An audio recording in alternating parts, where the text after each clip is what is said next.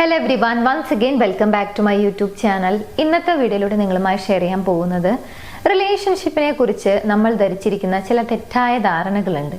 പലപ്പോഴും ഇങ്ങനെ തെറ്റായി ധരിച്ചിരിക്കുന്ന ഈ കാര്യങ്ങളായിരിക്കും വളരെ മനോഹരമായിട്ടുള്ള റിലേഷൻഷിപ്പ് തകർന്നു പോവാൻ കാരണമാവുന്നത്. സോ എന്തൊക്കെയാണ് റിലേഷൻഷിപ്പിനെ കുറിച്ച് മനസ്സിലാക്കുന്ന ചില തെറ്റായ ധാരണകൾ, അവ എന്തൊക്കെയാണെന്നുള്ളതാണ് ഇന്നത്തെ വീഡിയോയിലൂടെ ഷെയർ ചെയ്യുന്നത്. വീഡിയോയിലേക്ക് പോകുന്നതിന് മുൻപായി നിങ്ങളുടെ റിലേഷൻഷിപ്പിൽ നിങ്ങൾ ഏതെങ്കിലും രീതിയിലുള്ള ഇഷ്യൂസ് ഫേസ് ചെയ്യുന്നുണ്ടെങ്കിൽ അതിനൊരു പ്രോപ്പർ സൊല്യൂഷൻ വേണം, അല്ലെങ്കിൽ ഒരു ഗൈഡൻസ് വേണമെന്ന് ആഗ്രഹിക്കുന്നുണ്ടെങ്കിൽ, ആ റിലേഷൻഷിപ്പ് ഇഷ്യൂ സോൾവ് ചെയ്യണമെന്ന് ആഗ്രഹിക്കുന്നുണ്ടെങ്കിൽ അതിനു വേണ്ടിയുള്ള ഗൈഡൻസിന് വേണ്ടി മുകളിൽ കാണുന്ന നമ്പറിലേക്ക് കോൺടാക്ട് ചെയ്യാവുന്നതാണ്. ഞങ്ങളുടെ ടീം നിങ്ങളെ ഹെൽപ്പ് ചെയ്യുന്നതാണ് ആ റിലേഷൻഷിപ്പ് ഇഷ്യൂ സോൾവ് ചെയ്യുന്നതിന് വേണ്ടി.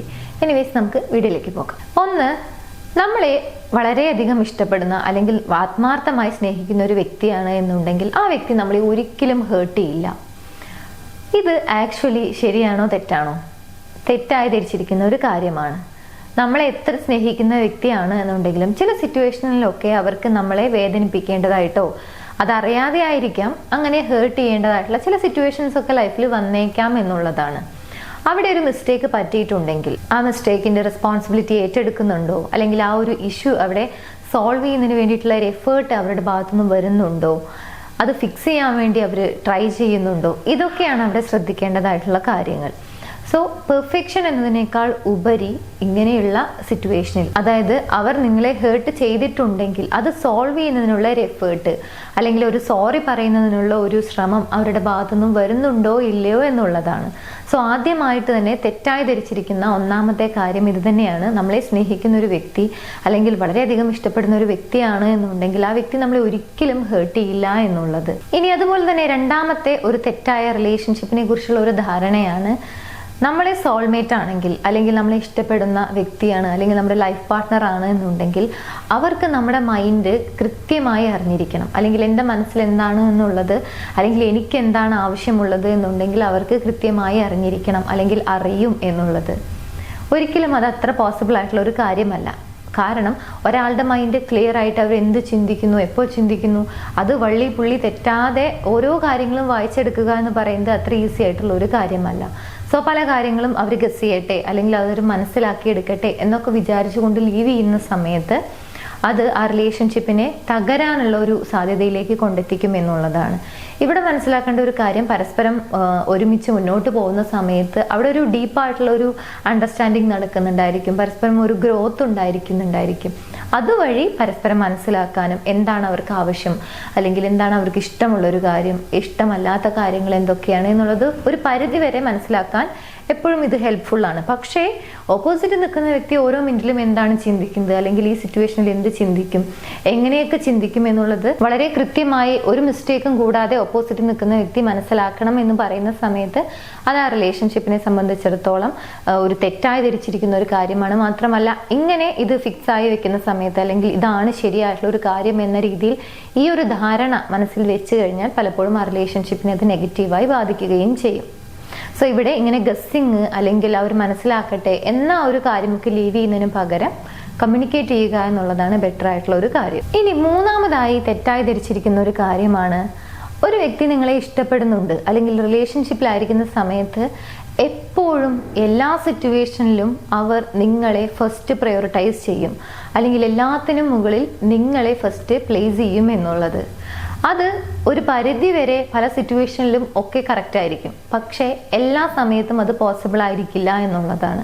കാരണം ലൈഫിൽ റിലേഷൻഷിപ്പ് എന്നുള്ളൊരു കാര്യം മാറ്റി വെച്ച് കഴിഞ്ഞാൽ പല കാര്യങ്ങളിലും പല ഉത്തരവാദിത്തങ്ങളും ലൈഫിൽ സീരിയസ് ആയിട്ടുള്ള മറ്റു പല കാര്യങ്ങളും ഉണ്ടായിരിക്കും. അങ്ങനെ ഉണ്ടാകുന്ന സിറ്റുവേഷനിൽ പലപ്പോഴും മറ്റു പല കാര്യങ്ങൾക്കും പ്രയോറിറ്റൈസ് കൊടുക്കേണ്ടതായി വരും എന്നുള്ളതാണ് യാഥാർത്ഥ്യം. ഇവിടെ മനസ്സിലാക്കേണ്ടത്, love means they make time for you.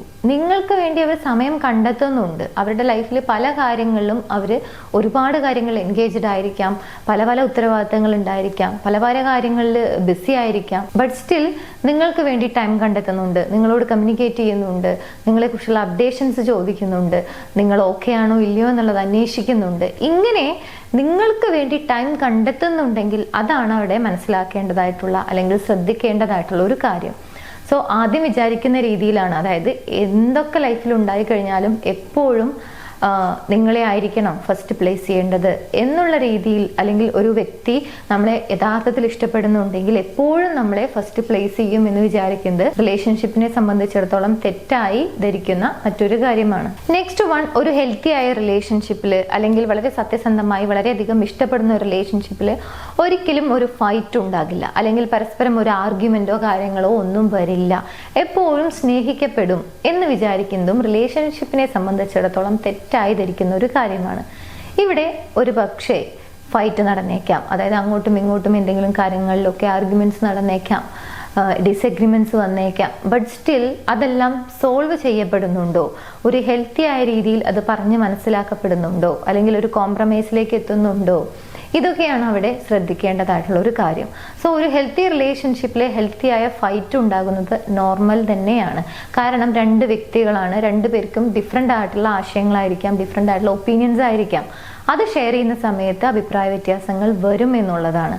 പക്ഷേ ആ അഭിപ്രായ വ്യത്യാസങ്ങൾ സോൾവ് ചെയ്യപ്പെടുന്നുണ്ടോ, അല്ലെങ്കിൽ ഒരു പോയിന്റിലേക്ക് രണ്ടുപേർക്കും എത്താൻ സാധിക്കുന്നുണ്ടോ എന്നുള്ളതിലാണ് കാര്യം. സോ ഒരിക്കലും ഫൈറ്റ് നടക്കില്ല, അല്ലെങ്കിൽ പരസ്പരം ഒരു ആർഗ്യുമെന്റ്സും ഉണ്ടാവില്ല എന്ന രീതിയിൽ തിങ്ക് ചെയ്യുന്നത് റിലേഷൻഷിപ്പിനെ സംബന്ധിച്ചിടത്തോളം തെറ്റായി ധരിച്ചിരിക്കുന്ന ഒരു കാര്യമാണ്. നെക്സ്റ്റ് വൺ, സ്പാർക്ക് എന്ന് പറയുന്ന ഒരു കാര്യമുണ്ട്. റിലേഷൻഷിപ്പ് തുടങ്ങുന്ന സമയത്ത് അല്ലെങ്കിൽ ഒരു ഇനീഷ്യൽ സ്റ്റേജിലൊക്കെ പലപ്പോഴും ആ ഒരു സ്പാർക്ക് നല്ല രീതിയിൽ എക്സ്പീരിയൻസ് ചെയ്യാൻ കഴിയുന്ന, അല്ലെങ്കിൽ വളരെയധികം ഡീപ്പായി ഫീൽ ചെയ്യാൻ കഴിയുന്ന ഒരു കാര്യമാണ് ആ ഒരു സ്പാർക്ക്.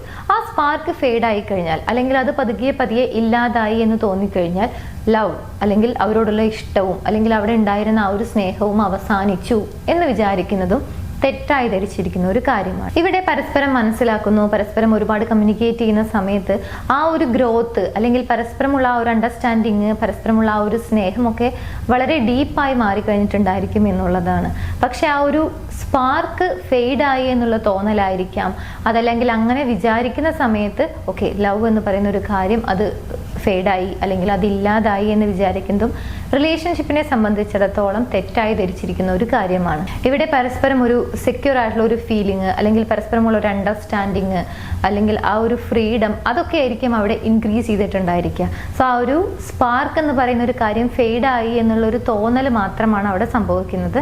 ആ ഒരു സ്പാർക്ക് നിങ്ങൾക്ക് അവരോടുള്ള സ്നേഹം, അല്ലെങ്കിൽ അവർക്ക് നിങ്ങളോടുള്ള സ്നേഹം സ്ട്രോങ് ആയി തന്നെ അവിടെ നിലനിൽക്കുന്നുണ്ട് എന്നുള്ളതാണ് വാസ്തവം. സോ ആ ഒരു സ്പാർക്ക് ഫെയ്ഡ് ആയി കഴിഞ്ഞാൽ ലവ് എന്ന് പറയുന്ന ഒരു കാര്യം അവസാനിച്ചു എന്ന് വിചാരിക്കുന്നതും റിലേഷൻഷിപ്പിനെ സംബന്ധിച്ചിടത്തോളം തെറ്റായി ധരിച്ചിരിക്കുന്ന മറ്റൊരു കാര്യമാണ്. സോ ഇത്രയും കാര്യങ്ങൾ റിലേഷൻഷിപ്പിനെ സംബന്ധിച്ചിടത്തോളം തെറ്റായി ധരിച്ചിരിക്കുന്ന ചില കാര്യങ്ങളാണ്. പലപ്പോഴും ഇങ്ങനെയുള്ള കാര്യങ്ങൾ നമ്മൾ കറക്റ്റ് ആണ്, അല്ലെങ്കിൽ ഇത് തന്നെയാണ് ശരി എന്ന രീതിയിൽ തിങ്ക് ചെയ്യാൻ തുടങ്ങിക്കഴിഞ്ഞാൽ വളരെ ബ്യൂട്ടിഫുൾ ആയിട്ടുള്ള റിലേഷൻഷിപ്പ് ഇല്ലാതായി പോകും എന്നുള്ളതാണ്. സോ ഇത് തെറ്റായി ധരിച്ചിരിക്കുന്ന റിലേഷൻഷിപ്പിനെ സംബന്ധിച്ചിടത്തോളം ഉള്ള കാര്യങ്ങളാണ് എന്നുള്ളത് മനസ്സിലാക്കുക. ഈ വീഡിയോ നിങ്ങൾക്ക് യൂസ്ഫുൾ ആണെങ്കിൽ മറ്റുള്ള ആളുകളിലേക്ക് ഷെയർ ചെയ്യാൻ മറക്കരുത്. എൻ്റെ യൂട്യൂബ് ചാനൽ നിങ്ങൾ ആദ്യമായാണ് കാണുന്നത് എന്നുണ്ടെങ്കിൽ, പുതിയ വീഡിയോസ് കാണാൻ താല്പര്യമുണ്ടെങ്കിൽ ചാനൽ സബ്സ്ക്രൈബ് ചെയ്യാനും മറക്കരുത്. മറ്റൊരു വീഡിയോയിൽ കാണാം. താങ്ക്